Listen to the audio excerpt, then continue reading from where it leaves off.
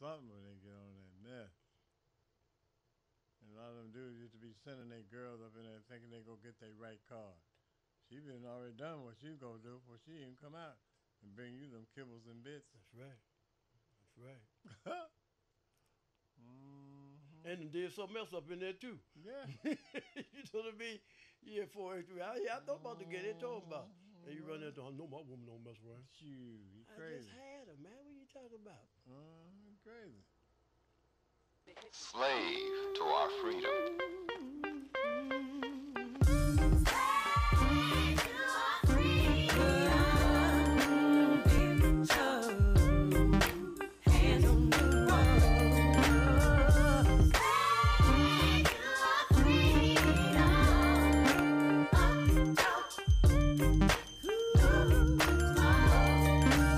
The young brother was downright eloquent with his misinformed soliloquy. He said using nigger affectionately among ourselves takes the negativity out of the word, but that no other race of people can use it ever but us. And you thought that kind of reasoning existed only in the Twilight Zone. Then again, the Twilight Zone was a TV show, and the plight of Black America is tragic reality. Somebody said the revolution would not be televised. They didn't say anything about our devolution, which is well documented.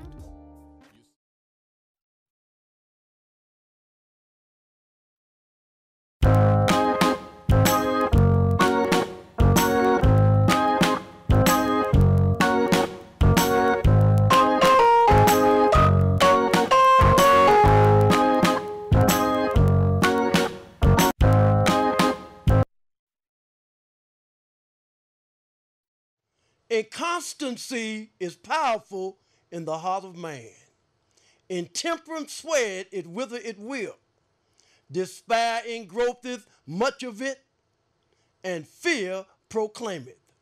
Behold, I sit unraveled therein, but vanity is beyond them all. Weep not therefore at the calamities of the human state, rather laugh at its follies. In the hands of a man addicted to vanity, life then is but a shadow of a dream. The hero, the most renowned of human character, what is he but the bubble of this weakness? The public is unstable and ungrateful. Why should the man of wisdom endanger himself for fools? At this time, I'd like to recite the Moorish American prayer, the source from which we draw our strength.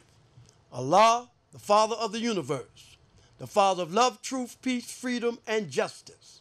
Allah is my protector, my guide, and my salvation by night and by day through his holy prophet, Drew Ali. Amen. First off, I'd like to rise to give praise to Allah. I like to give praise to Allah because it is He who is the Father of the universe, the Father of the seen, and the Father of the unseen. I would like to give honor to Allah's holy and illustrious prophet, Noble Drew Ali, because it was he who brought you and I our nationality and our divine creed. I'd like to give honor to all literature pertaining to Islam in the Moorish Science Temple of America. I'd like to give honor to our two flags, the flag of our origin and the flag of our birth. And honor to our charter that gives us the right to function in these United States and throughout the world without molestation of ridicule of any kind. I'd like to give honor to all members of the Moorish Science Temple of America. I'd like to give honor to all sheiks and sheikahs in the Moorish Science Temple of America. And last but not least, I'd like to give a special honor to Temple 2 here in Portland, Oregon, because we're on our way. We're on our way to Canaan land.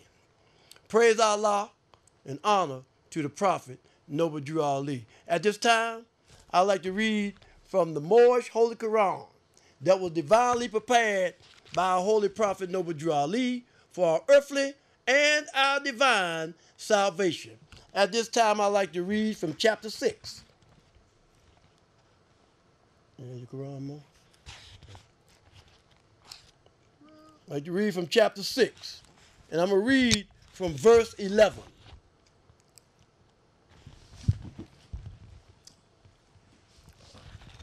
And the title of the chapter in chapter 6 is Life and Works of Jesus in India Among the Muslims. And the verse I want to read this evening is from verse 11 in chapter 6. And verse 11 reads on this wise. And when he first saw Jesus, he was climbing up a ladder,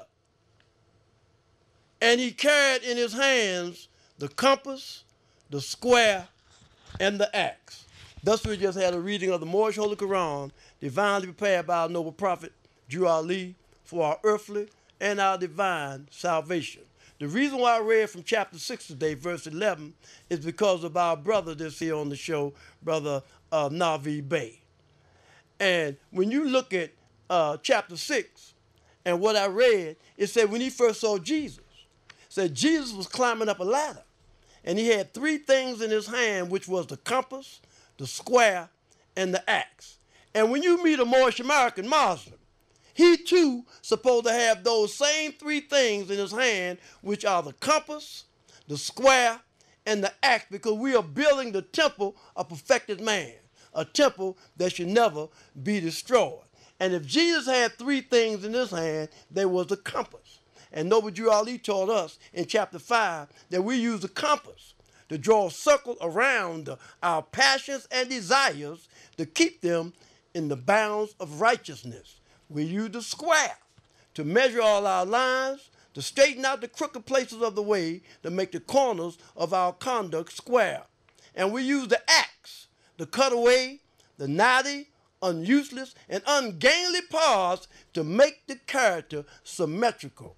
And every time I see this brother that's on the show, Lynch-Bey, I see those three things in his hand, the compass, the square, and the axe, because when we talking about the temple, and we're talking about building the temple, we're talking about a temple that we're building that's not with physical tools.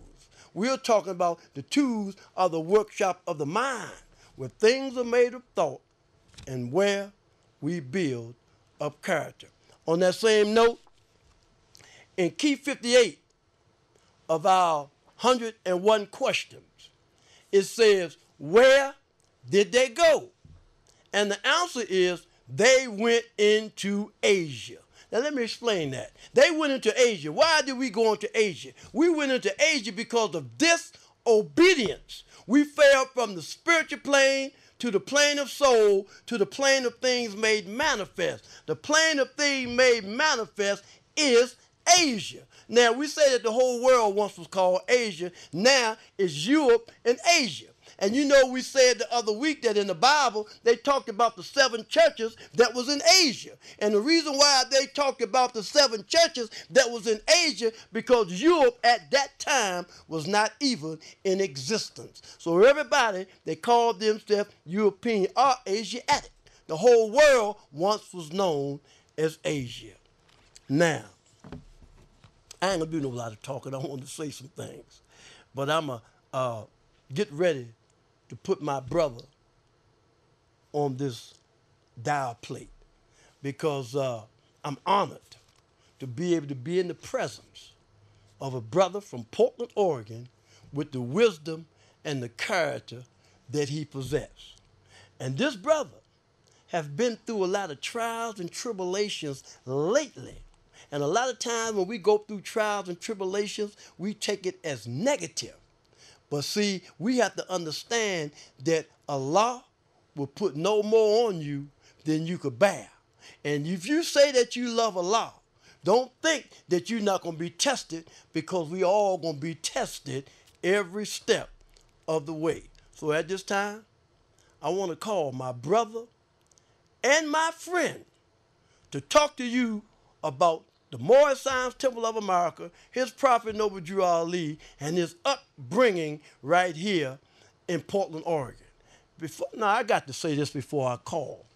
You know, I was talking to Navi, and I called the people that when you pass form, you get your body cremated. And I called the man and told him that if I pass form, I want to be cremated that same day. And the reason why I did that, because my brother here, he lost his daughter, got his feet taken off, and ain't nobody, all the people that he grew up with, all of those that supposed to have been all right with him, all of them that got their paperwork and took the course together, then nobody come to see that brother in the hospital. Now those where he worked with the Canaanite brothers, the Native Americans. They was there in full force. And how do I know? Because I was there every day. So he said he gonna do the same thing, because I'm not gonna have no funeral when I'm dead and no two people come. Because if I can't get some people to come and see him while he in the hospital and he from Portland, Oregon, ain't nowhere in the world you gonna get me. So praise Allah and honor the Prophet. I like to call this time the Assistant Grand Governor of Temple 2, Portland, Oregon, and our treasurer, Brother Navi Lynch-Bey.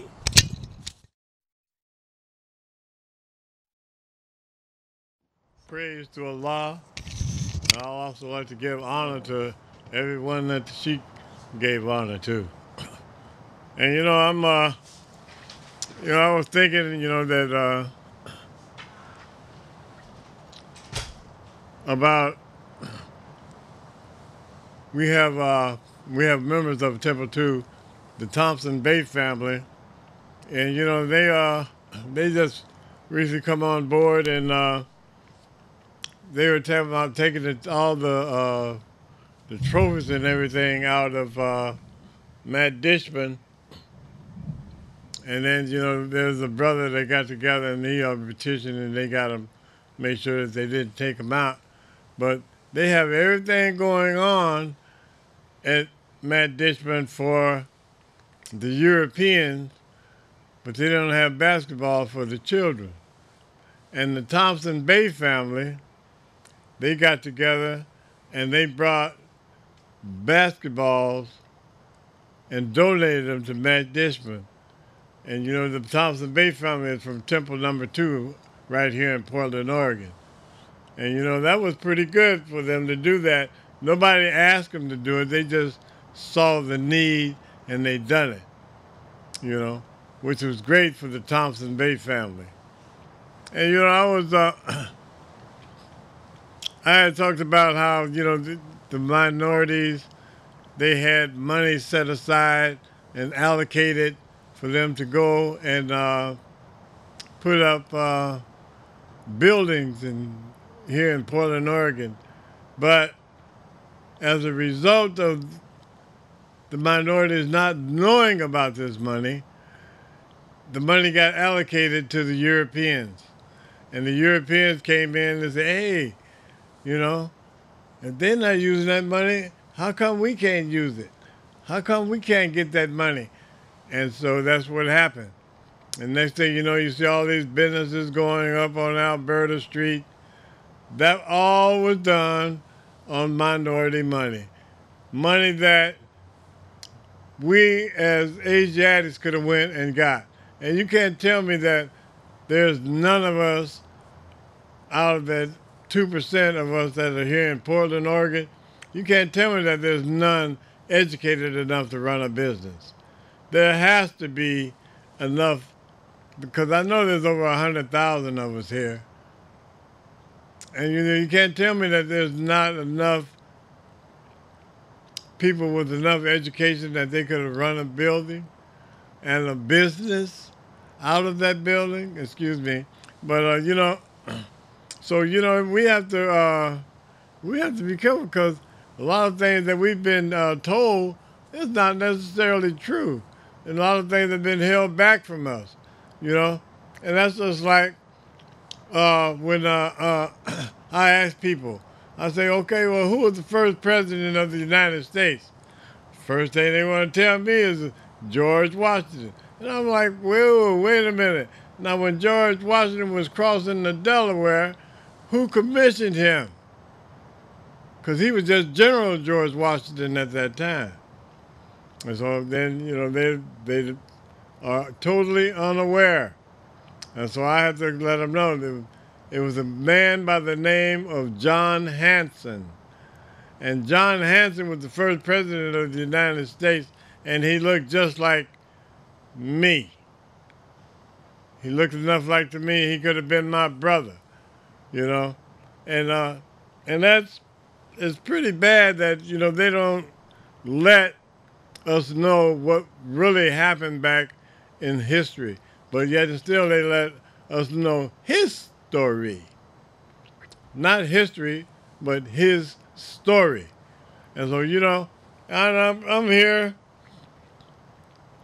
and I like to talk about that, and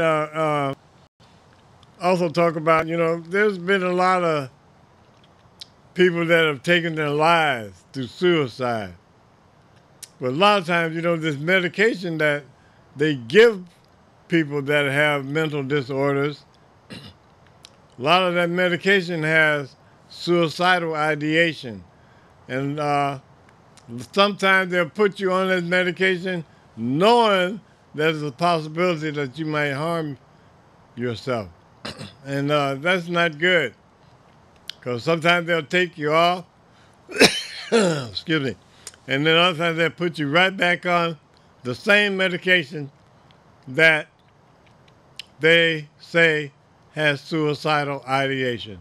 And you know, that's not, there's something wrong with that picture, to constantly give you something that makes you think about killing yourself. There's something wrong with this picture, because even though they know that it does this, they still continue to do it. You know, and so, you know, then I was talking to the sheik, and I was telling him about how early on when I was in Al Islam, how they was telling me that I shouldn't wear silk. And, you know, because I had a silk suit, and I wound up letting somebody get it for a little bit of nothing. And then couldn't find, and then they were talking about wearing gold and all of this and that. But, you know, got to looking, and I did some research, and I found out that a lot of silk comes from Africa. A lot of gold comes from Africa. And, you know, it's like being in my homeland in Africa, which I traced back to my DNA, and come to find out that it had to do with Sierra Leone and the Temne and Bende tribe. Well, you know, they had a movie at one time talking about blood diamonds. Now, wait a minute. Now, we're not supposed to be wearing jewelry and stuff, and here we come from a land that's producing a lot of the diamonds, and they was talking about a lady that found a diamond the size of a softball in her backyard. You know, and then they tell us that we aren't supposed to be able to have things of this nature, and you know, and they're finding it in the backyard like it's nothing. And like I say, the movie Blood Diamonds, you know, that was a movie that was talking about all the diamonds that they find there, and some of them probably about the size of a baseball or tennis ball or something like that. And then they kill people for mining those diamonds and putting some in their pocket. And you know, that was crazy. You know, and then I remember when the chick was talking about Jesus and walking up a ladder and having three things in his hand, the compass, the square, and his axe. And these are the tools that could be used to build the temple of God. And you know, this is what we're trying to do. We're trying to build a temple of God here, right here in Portland, Oregon, because, you know, there's only one way we know that we're going to be able to get the information out to you, and that is just keep giving information, letting you know where you can come to get the right information, and it's not going to cost you. Like, because see, I went and they had this course that I took. And during the course of me taking this course, I'm having to meet the minister, Sheikh James Lynch-Bey. And I had already committed, and cause it cost me like $300 to take this course. And the brother said, "What? $300?" I said, "No, brother. Say this information is free, not just here, but all over the world. You don't have to pay."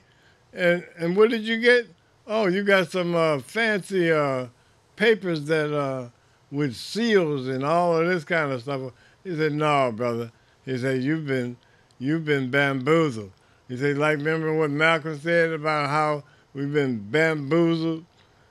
And I felt kind of bad, I wanted to talk bad about, but then I was learning that I'm supposed to be looking at the first tenet of the Moral Science Temple, and that's love. And love, truth, peace, freedom, and justice.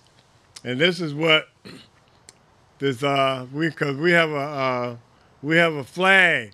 I have a flag now, because before, the only flag I knew about, a black flag that I knew about, was the one that kills roaches. But now that Noble Drew Ali has come and has given me my nationality and my divine creed, I found out that I have a flag today, and it's a red flag with a 5-pointed green star in the center. And each point of that star, as I just said, stands for love, truth, peace, freedom, and justice.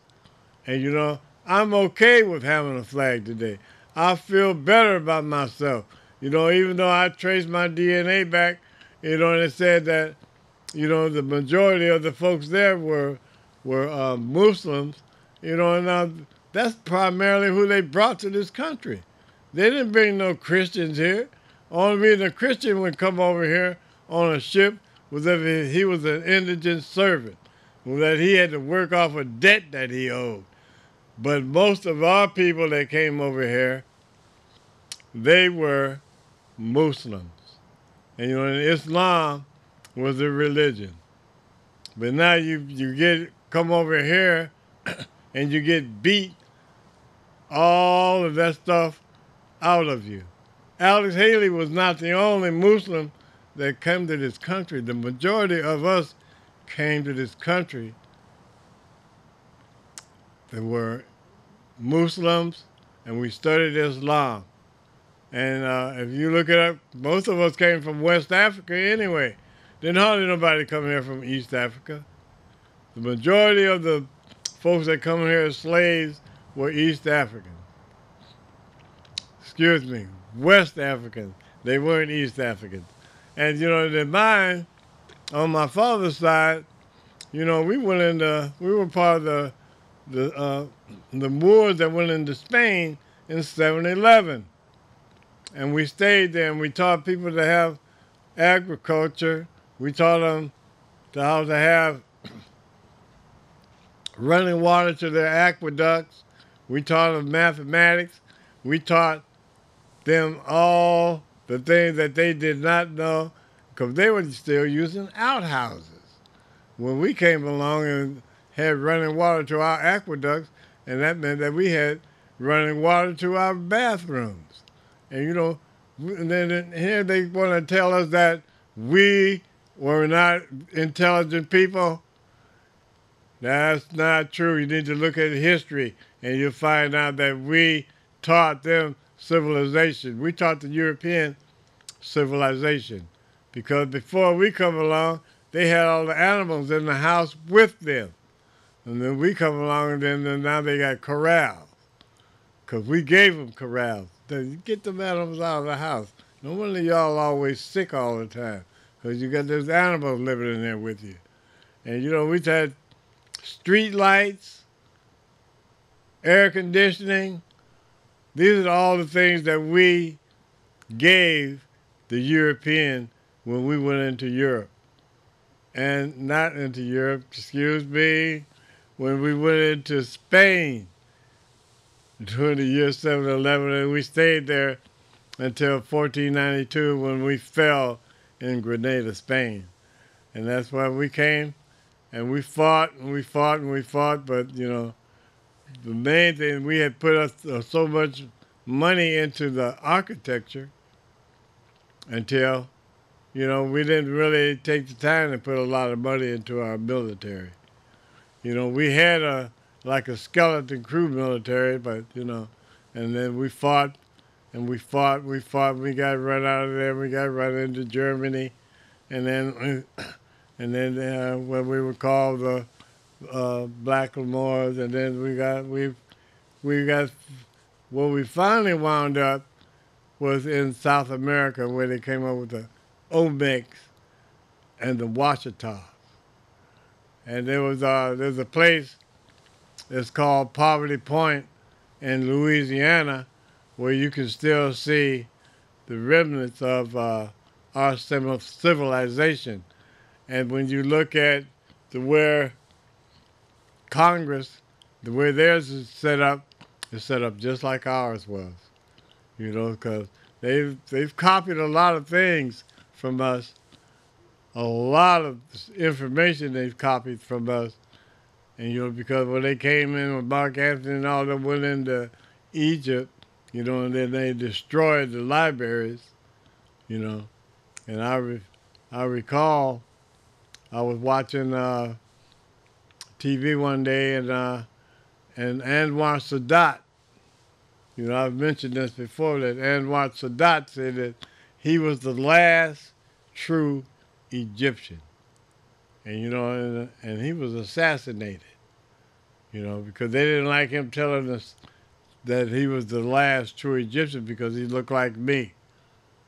You know, and they tried to assassinate another sheik over there too, but it was failed. And, you know, this has been tough here because, you know, we as Asiatics are trying to bring information to people, and by them having Christianity so deeply rooted inside of them, you know, it's hard because nobody wants to hear it. First thing they want to say, oh, he crazy, you know.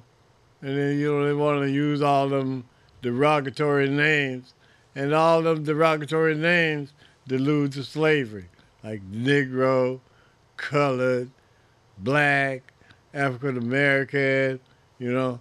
How you gonna claim a whole continent of Africa when you only come from a small country in Africa?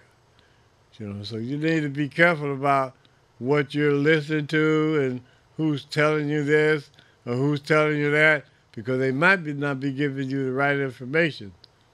And, you know, because that's like years ago they used to say, well, if these Europeans don't treat you right, how do you expect for them to teach you right? And, you know, it took me a moment for me to get my head around that, because I got to think, well, they never have treated me right. So does that mean that a lot of the information they've been giving up has been false? Of course it has been, or it's been diluted or watered down. They only give you what you need to have coming because they figure that if you learn about yourself, they won't be able to handle you. You know? Because I remember when I was a youngster and Nikita Khrushchev, I remember him saying, you give me those slaves, those ex-slaves, and he said, I'll rule the world. You know? Well, they called them stovepipes back in those days. You know? And, you know, and then they want to tell you that, they want to call you an adjective and say that you're a black man. I have never been a black man. I have been chocolate or brown, but I have never been black, you know? And that's bad because, you know, like this chair, this is black. And I'm lighter than that chair. I'm brown.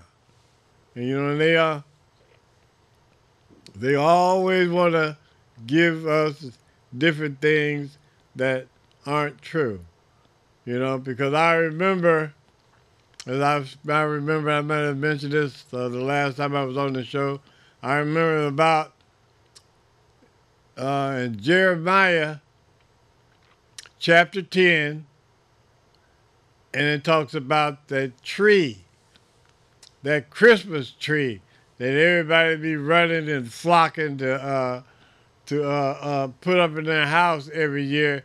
And it talks about how that's heathenism. In Jeremiah, the Old Testament talks about it being heathenism, because it talks about you taking a tree from the forest and fastening it down so it doesn't move, and then decorating it with ornaments. Now, I don't know about you, but I don't want to be, my God to look at me, Allah. I don't want Allah ever to look at me as if after having had the information, and then I'm going to revert back to heathenism. When it's told me, clearly states it, That's almost as bad as when I went to court. Yeah, that's been a while ago. And, I was standing there, and they took me from the courtroom with everybody else and took me around the corner where there was nobody in there but the DA and the prosecuting attorneys and the judge, and with me. And I was standing there, and the DA looked at me and he said, Allah don't want you putting that poison in your system. In your temple is what he said. He said, Allah don't want you putting that poison in your temple. And I couldn't say nothing because I knew the man was right, because I had heard through the years, they say, brother, don't you know that these Europeans know just as much about this religion, if not more, than you do? See, because they've been studying it. And he run around here acting like it's some big deal and act like they don't know nothing. That day when the DA said that to me,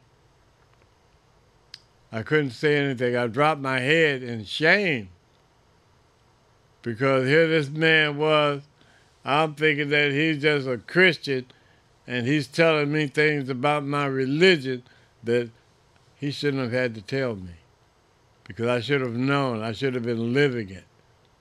And this is what I'm trying to do today. I'm trying to live with the tenets of the Moorish Science Temple, because I am an Asiatic Moor. And I'm trying to live up to the love, truth, peace, freedom, and justice, because that's where my salvation is going to come. Because there's only going to be a few people that get saved on Judgment Day because of all the bad behaviors that we have. We like to gossip. We like to eat the wrong food. We like to go and hang out in strip clubs. And, that's not trying to be a Moor. Hanging out in the strip club, talking about you a pimp and all that. And, from what I heard, when I was a young man, they said, okay, so, you a pimp, huh? Say, so then when your girl is broke down for 7 days out of the month, that means that you're going to go. You're going to be the one that goes in and service the dude, huh? And so I said, well, I don't want to be no pimp. That's not going to be me, because I'm not going to have no dude going up in me. And, so, you have to be careful about these labels that you put on yourself. And these guys, they're quick to want to holler about how they big pimping. You hear it all in the rap music, and they be talking about pimping. So that means that's what they doing. When, when the girl can't go, they going. And, so we have to look at this. We have to be careful what we're taking on. And then I remember one thing I was going to talk about was on November the 3rd of 2017, they cut off my leg because I had an infection, and I had an infection up underneath an infection, a blister under a blister, and and they tried to save my leg and they couldn't do it. They tried to debris it and all of this different stuff medically, is what they said, and so then I lost my leg on the 30th of November, and I lost my daughter the very next day.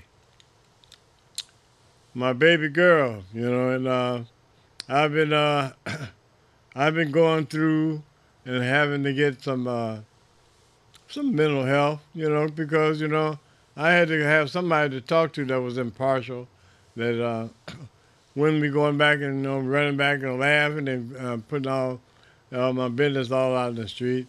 And it brought up some other things that I still had to talk about.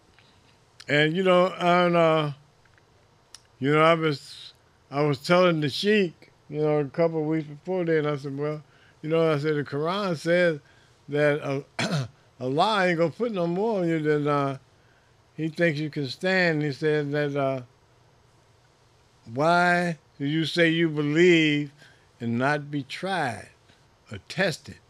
So I was just talking, from something that I had quoted, and then out of the Quran, and then the next thing, a couple of weeks later, my daughter was gone, and then I was like, wow, I know I said that about Allah,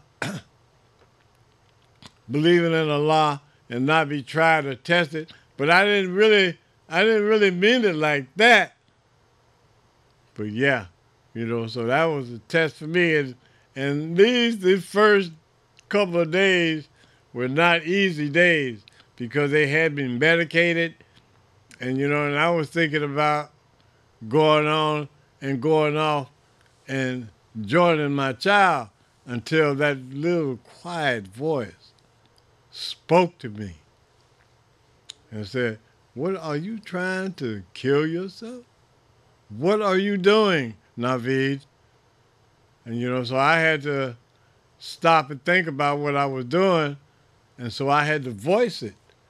I had to let people know what was going on with me, and I had to let them know that I was not trying to kill myself. Even though, I've read in chapter 4 of the Moorish Quran, Holy Quran, Circle 7, it says that death is not an enemy to man.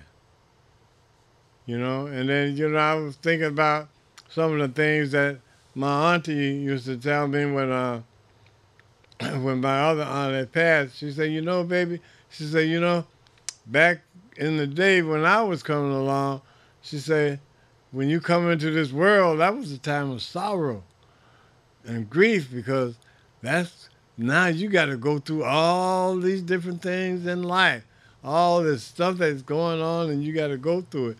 She said, when death came, she said that was a time for rejoicing. And then, I thought about how they do in New Orleans, and they be partying, they be dancing, they be beating tambourines, playing horns and everything at funerals, They don't, it's something else. How now that we're out here, everybody wants to be crying and moaning and falling all off of the cabin. Oh, take me with you, take me with you. Good enough, go if you push them anywhere towards that casket, they go break and run. And these folks here, boy, they're something else. And that doesn't make sense, for them to be doing the way that they do, because death is not an enemy to man. It is a friend to man. And these are the things that we need to start practicing. We need to practice how to be more God-like. You know, because I remember back at one point in my life when I heard they were saying, "Oh, what's up, God?" And so then, I said that, say, "Oh yeah." I said, "Well, okay, I'm God." And then everybody was coming at me, looking at me crazy, and said, "You didn't really mean that you was God, did you?" So I didn't say nothing. And then another cat, he was getting ready to shoot me because I had said that.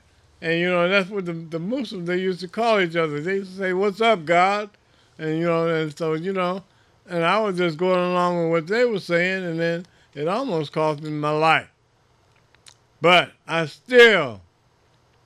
praising Allah today because Allah is the one that brought me through those bad times. It's been Allah that has helped me through these bad times that I've gone through recently.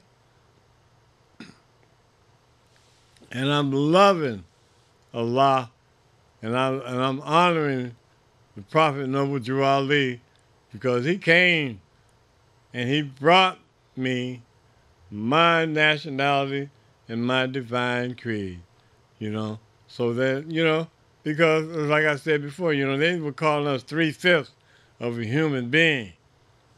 Noble Drew Ali came and brought me my other 2/5. He brought me my nationality.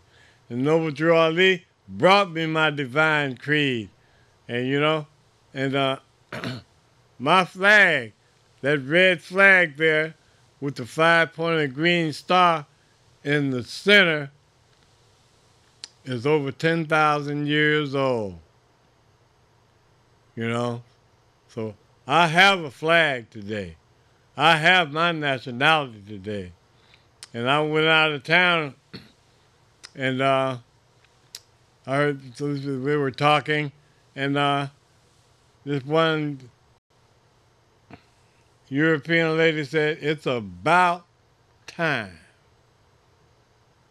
Because I'm talking about I have my nationality, my divine creed today, and that's what they're saying. It's about time. So where are you at today?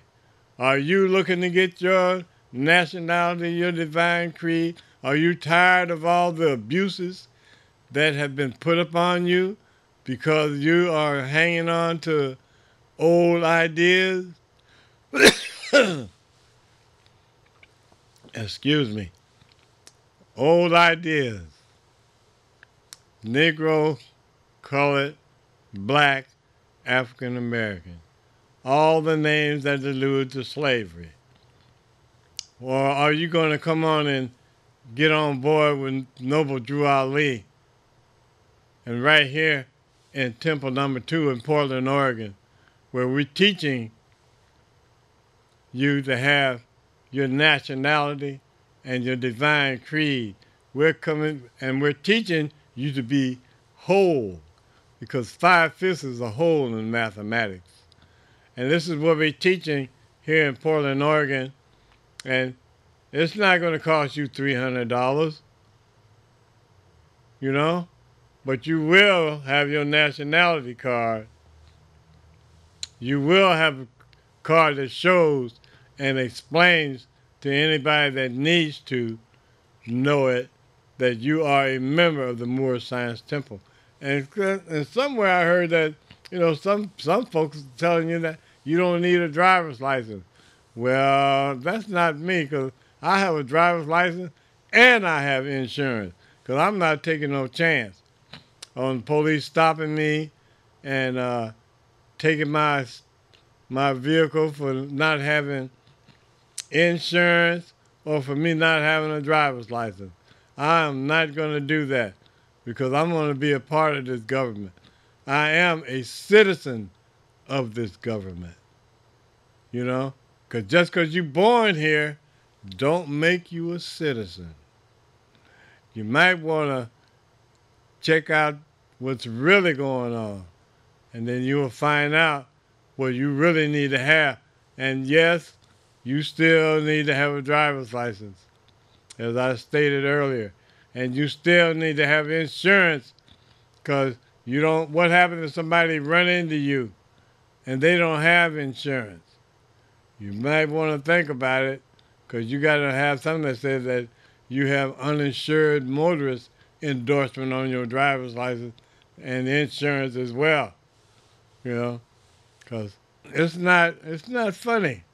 You know, and these people running around here talking about this and talking about that, talking about us because they say that we're part of the government because of everything that's going on. But then again, you are part of the government if you're getting food stamps, if you're getting welfare assistance, if you're getting unemployment benefits, you are still getting assistance from the government. You know, so you might as well stop doing all that blasphemy and get it right. Because anything you do, you get it from the government. Your tax return, you got to pay into that if you're working, and then you're looking for a check to come back if you don't have to pay into the government. So, you know, it's good. And I feel good today knowing that I am a citizen of the U.S.A.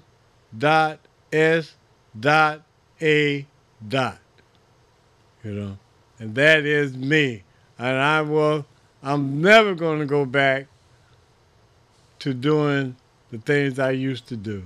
I'm not going back to the church because, you know, I know that these days I have to broaden my perspective.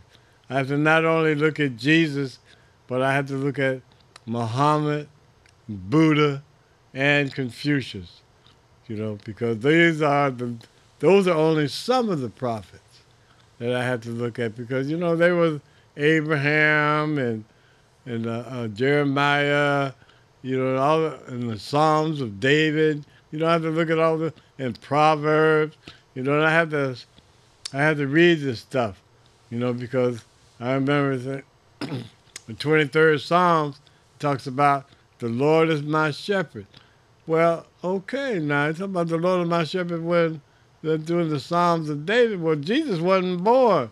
So, you know, this is where I'm trying to make sure that I don't fall astray, because I see where they've made Jesus Lord now, but, you know, you can even be lords over in England because they have a lot of lords over there. And, you know, so what I'm doing today, I'm trying to just provide information. I'm not trying to convert anyone to the Moore Science Temple, but we do give up a lot of information, a lot of valuable information that our people need to save themselves.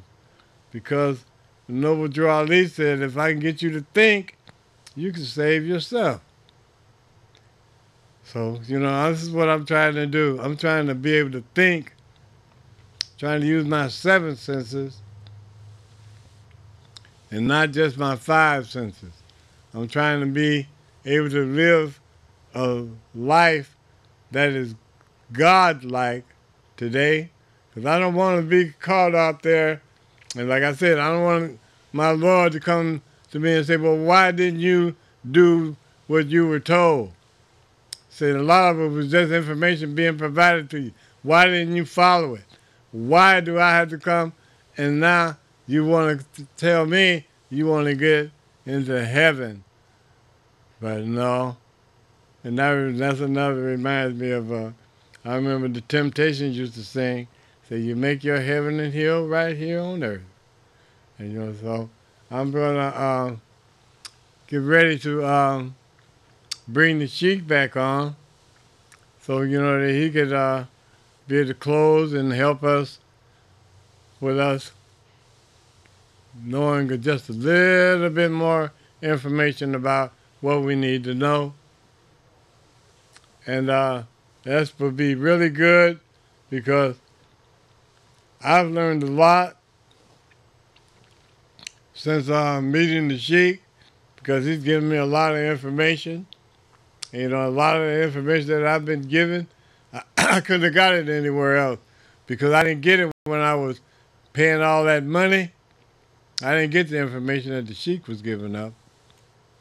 And he's got the literature that the Sheik has given to me. And, you know, I didn't get that literature when I was going to them classes and paying all that money. I didn't get none of that information. And, you know, and so I'm really glad, you know, that the Sheik came. And, you know, I'm one of the only ones that haven't left him. You know, because I was talking to one of the brothers from back east, and the brother told me, he said, don't you leave him. He said, because he's going to need somebody. And I didn't think about it, you know, at the time, you know, that, you know, because I almost left a couple times, you know.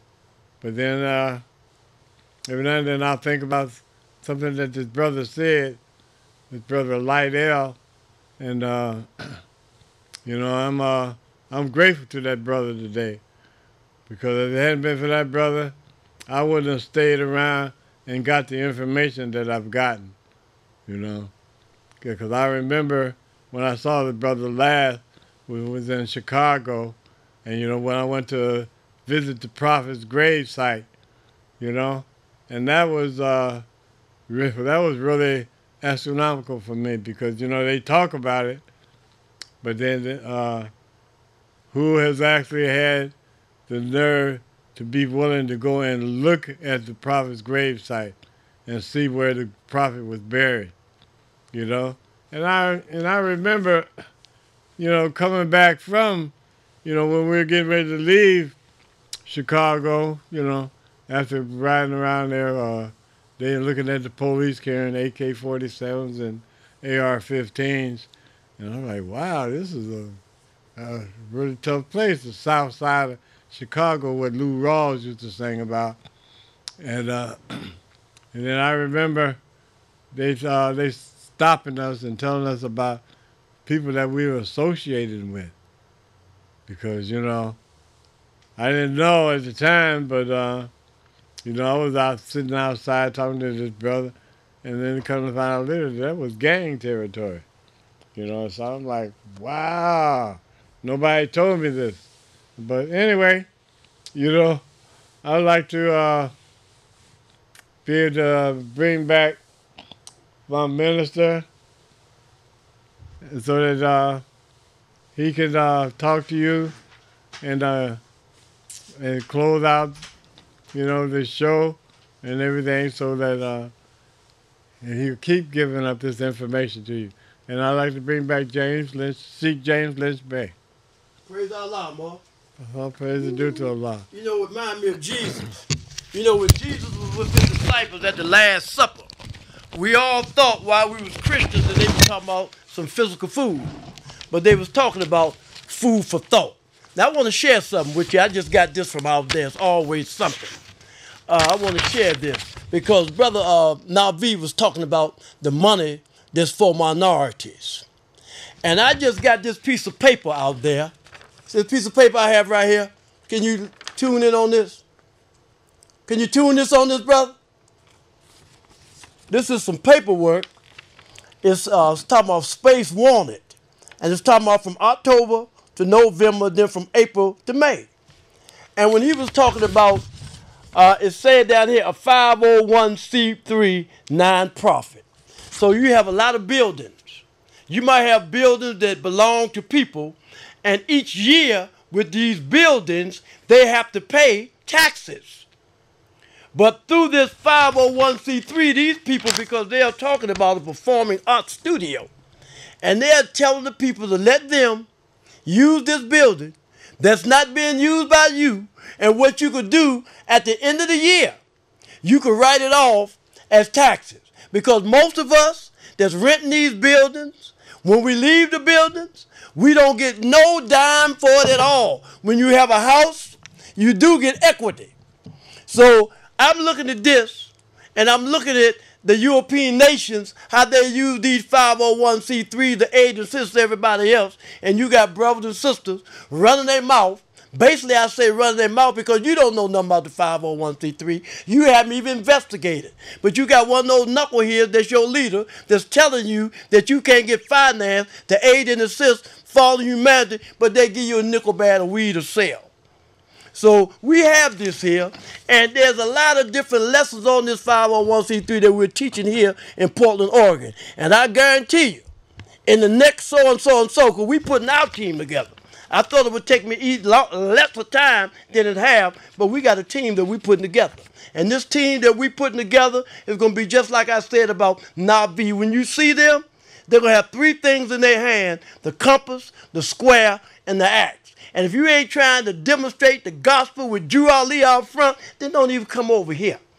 See, because Drew Ali said, if I wake everybody up at one time, I ain't gonna be able to deal with you myself. And if Drew Ali can't wake you up at one time, I know I can't do nothing with you. But we have these brothers here in Portland, Oregon that's learning some things about themselves, because as he said, ain't but 2% of us here. But we're gonna make a difference. We're at the sundown law, now the sun is up, and it's at high noon. It's the blind that cannot see the light. So it's always an honor, pleasure, moreover a duty to become before our Portland listening audience. I'm grateful that we had our brother to come over here, because this brother's been gone all summer. Since I've known him, he's been in the hospital mostly. And now I see some things. I see Allah working on his spirit, and I'm so grateful. I'm so honored, because this is a brother who's putting a lot of work here in Portland, Oregon. And we have a few more brothers and sisters that you haven't seen yet, because you ain't got to see every move. Every move ain't for you. But we're doing some things. Another thing, next week, I want to talk about C. Kirkman Bey. I want to talk about C. Kirkman Bey and the fez that he wear. And when Noble Drew Ali was on the scene, the Circle Sevens, on one side was the 7, and on the other star was the star and the crescent. But you remember when the prophet had the signs, when C. Kirkman Bey and them had the signs with the Japanese, when J. Edgar Hoover, that has a lot to do with that fez and the symbol on here, so we're going to get into that next week. We want to share some things. The reason why I'm saying that is because I passed out a book that I got from a young sheik I've been trying to get, that J. Blakely Bey wrote, Angel Unaware. And we want to talk about that too, because when these brothers did this work and dealt with their, there wasn't nobody else around but them. And this book by Blakely Bey came out in '68. So without further ado, let me get off this here, because I'm talking about my subject matter for next week. So at this time, I'd like to thank you, Moore, and I'd like to recite the Moorish American prayer, the source from which we draw our strength. Allah, the Father of the universe, the Father of love, truth, peace, freedom, and justice. Allah is my protector, my guide, and my salvation, by night and by day, through his holy prophet, Drew Ali. Amen. Amen. Praise Allah. Praise is due to Allah. I really enjoyed that, brother. Thank you. I really enjoyed. I heard you too. You said some things that I heard you. I heard you, man. But that's what life is about. Everybody keep looking for Allah to come. He already here, man. You know, he's already here.